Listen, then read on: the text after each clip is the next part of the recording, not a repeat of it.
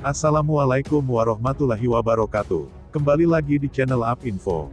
Sebelum kita ke pokok pembahasan, kami sangat berterima kasih kepada kalian yang telah mengklik video ini, yang artinya, kami yakin kalau kalian masih penasaran terkait siapa pelaku pembunuhan ibu dan anak di Subang, dan kalau begitu mari kita kawal sama-sama kasus pembunuhan Subang ini sampai terungkap.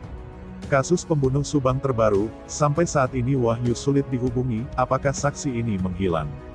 Kasus pembunuh ibu dan anak di Subang memasuki waktu yang krusial dengan Polda Jabar merilis sketsa wajah pelaku pembunuh Subang, beberapa waktu yang lalu. Kami sudah melakukan langkah memeriksa saksi potensial dengan mendapatkan sketsa wajah dari terduga yang potensial dalam kasus tersebut. Sketsa wajah ini hasil dari tim Inafis Bareskrim, ungkap di Treskrimum Polda Jabar Kombes Pol Yani Sudarto, Rabu tanggal 29 Desember tahun 2021. Sehingga banyak khalayak dan netizen sudah menunggu dan penasaran siapa sebenarnya yang menjadi algojo, otak dan pelaku pembunuh Subang ini, terutama yang ada dalam gambar sketsa wajah pelaku yang baru saja dirilis Polda Jabar. Dalam mengungkap kasus pembunuhan ibu dan anak di Subang ini, pihak kepolisian telah memeriksa sebanyak 69 orang saksi. Dalam pemeriksaan terhadap saksi terdahulu sempat dilakukan terhadap Opik, Kosasih, dan Wahyu, kepala sekolah di yayasan, di Polres Subang. Dalam tayangan Freddy Sudaryanto dalam kanal YouTube mengenai pemeriksaan terhadap saksi yang dulu sempat dilakukan terhadap Opik, Kosasih, dan Wahyu, kepala sekolah di yayasan, di Polres Subang. Dalam pemeriksaan itu pada sore hari Opik dan Kosasih telah terlihat keluar dari Polres Subang, namun untuk Wahyu tidak terlihat keluar sampai malam hari. Pembahasan mengenai Wahyu tersebut didapat dari Freddy Sudaryanto dalam kanal YouTube Freddy Sudaryanto Sport yang diunggah pada tanggal 8 Januari tahun 2022. Freddy Sudaryanto mengatakan bahwa pada saat Heri Susanto mendatangi Wahyu ke rumahnya, Wahyu tidak ada di rumah dan diinformasikan sedang keluar dari rumah atau sedang tidak ada di rumah. Bahkan, dikatakan oleh Freddy Sudaryanto hingga saat ini sulit untuk dihubungi. Saya sudah kontak beberapa orang di dekat rumah beliau, yang mengenal Wahyu, dan memang diiyakan bahwa Wahyu tidak ada di tempat di rumah.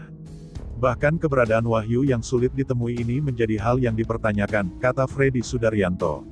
Kalau misalkan Wahyu tidak merasa bersalah, kata Freddy Sudaryanto, tentu tidak akan menghindar dari rumah atau menghindar dari kejaran awak media.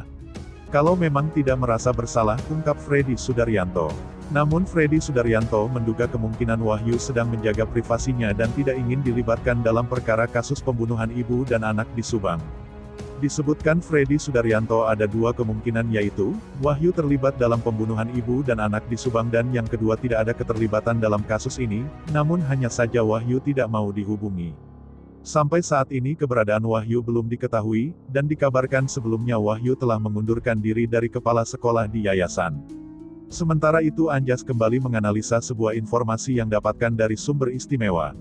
Kali ini, informasi dari sumber istimewa tersebut menyebutkan bahwa ada 3 orang saksi kasus pembunuh ibu dan anak di Subang yang tidak lagi bisa terlihat. Pasalnya, setelah hadir dalam pemeriksaan di Polda Jabar, 3 orang saksi ini diduga menghilang. Kemudian Anjas menyebutkan nama dari 3 orang saksi yang menghilang tersebut. Mereka adalah Wahyu, Opik dan Kosasih. Anjas pun mempertanyakan mengapa Wahyu dan Kosasih yang tidak punya hubungan keluarga dengan kedua korban pembunuh ibu dan anak di Subang selalu ada dalam daftar. Anjas menduga bisa saja karena jejak mereka banyak ditemukan di tempat kejadian perkara TKP, pembunuh ibu dan anak di Subang. Mengingat tempat tersebut merupakan kantor yayasan milik kedua korban, yaitu Tuti dan Amel. Dari penjelasan Anjas, diketahui bahwa Wahyu dan Kosasih memang merupakan orang-orang yang juga bekerja di yayasan tersebut. Anjas pun menganalisa bahwa Wahyu, Kosasih dan Opik disebut menghilang bisa jadi 2 kemungkinan.